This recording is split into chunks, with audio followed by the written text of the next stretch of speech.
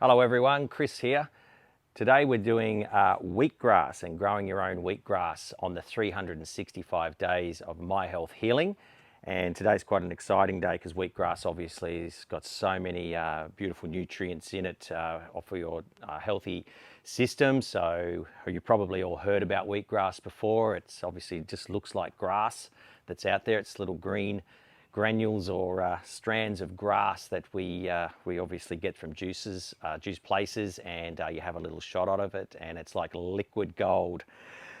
But what we're going to do today is actually show you how to do it at home. And what we've got here today set out in front of you is actually a wheatgrass kit. So you can buy those wheatgrass kits online, go into any of your organic produce stores. They generally have the wheatgrass kits in there, and they are so easy. As I've always said with a lot of my videos, this is all about getting your family involved. So kids would love this. It's a lot to play with, and it's so easy. You can't harm them. Everything's organic here.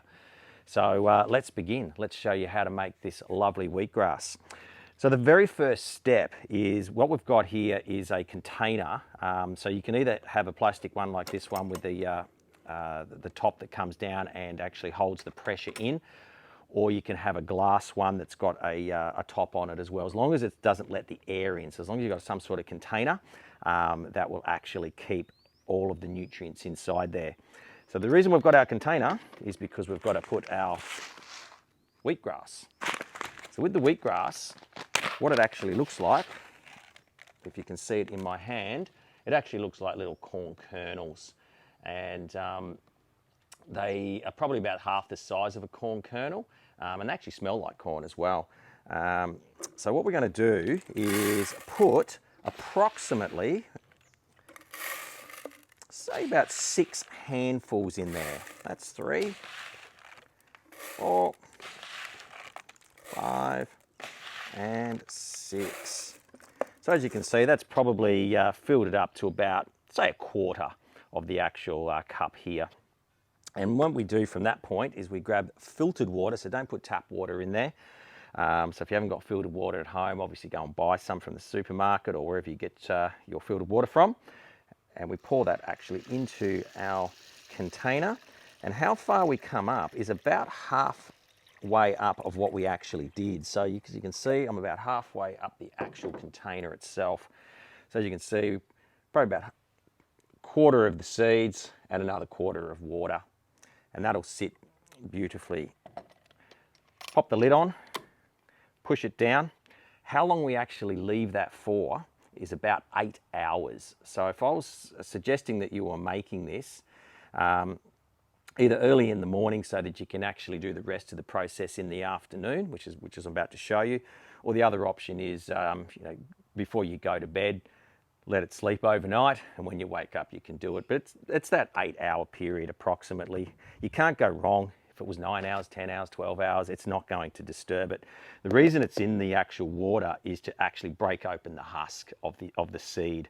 So no different to gardening. You put the seed in the ground, put water on it, the husk will burst and the plant will come out, because remember, it is a grass, it's a plant. Next step. So because we've just started, we'll sort of go through the processes of what we would do on the next day, the next day, the next day.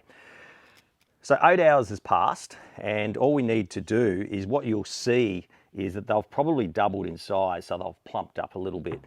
And we extract that, so we put that through, like if you've got a strainer, a rice strainer or a colander, something like that in the kitchen, you would pour that through the colander and that would just leave your seeds. Once they're nice and wet, what we would do is put them in a bowl. So this is just a mixing bowl, if you've got a cereal bowl, any sort of bowl. And they need to actually sit in that bowl for about another 12 hours. And the reason they're sitting in that bowl moist is because we've taken them out of the water. We're sort of trying to semi-dry them, and semi-dry them, it will give them another growth spurt.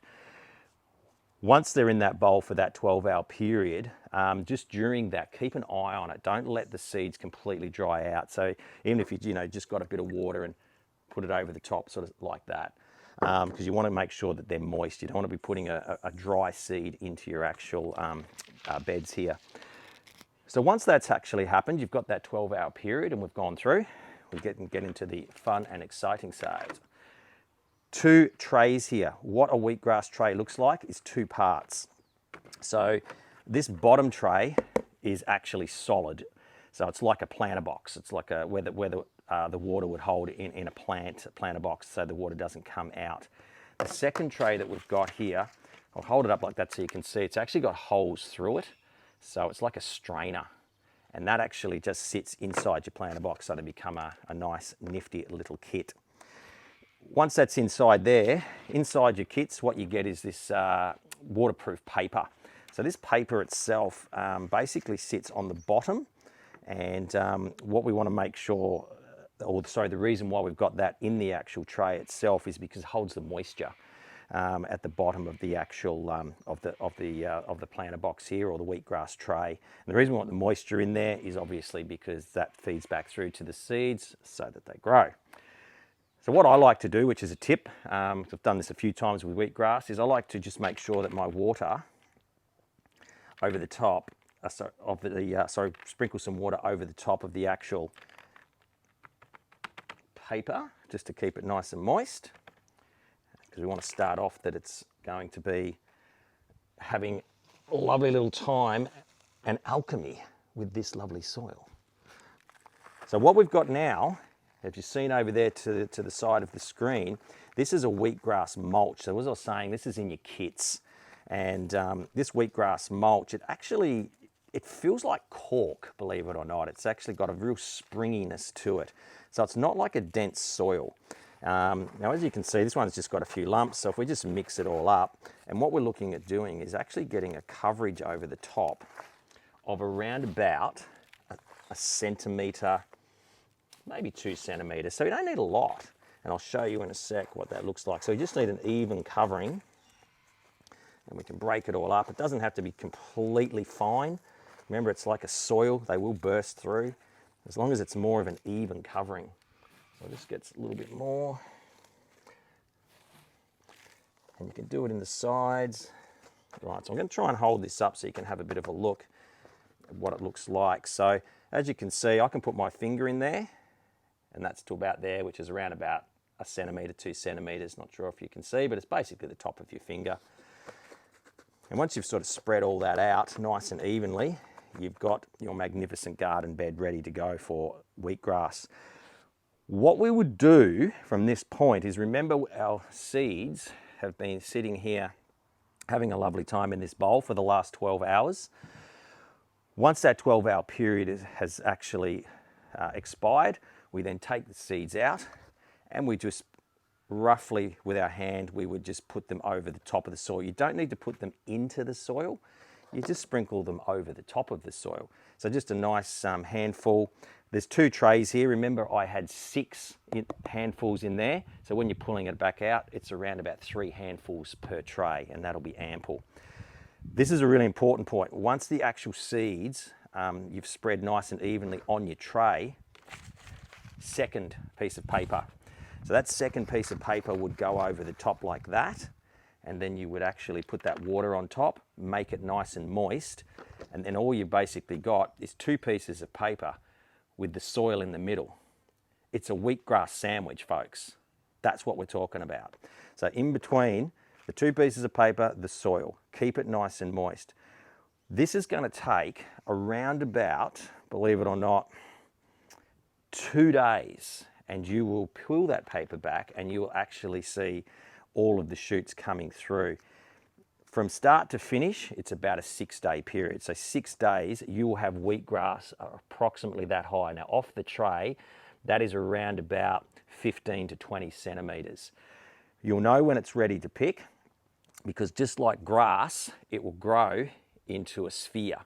So when the grass at the top actually looks like a sphere, then you can actually cut the bottom. And usually with these trays, you can actually cut where there's around about, say, 5 centimetres of growth left underneath. So it's just like lawn mowing. Once you've cut it nice and evenly, if you've got your juicers at home, or cold press juicers that you can buy as well, which is the easiest way to put it through, it'll come out as a really strong iridescent green. And honestly, people ask maybe what it tastes like. It tastes like grass. But it's a bit sweeter, and you can actually feel those nutrients in there.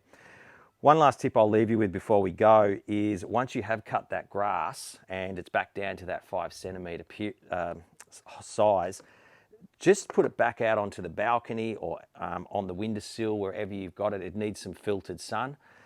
It will grow again, and you will actually probably get 3 to 4 cycles out of it.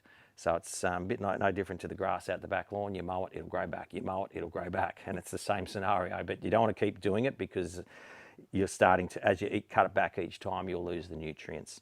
So that's wheatgrass, people. Hopefully you've enjoyed this presentation, and it is so easy. As I said, start to finish, 6 days, limited moments in between. The amount of labor and man hours in it is probably about 20 minutes.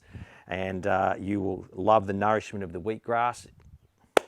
So enjoy. Until next time, this is Chris. Enjoy the 365 days of my health.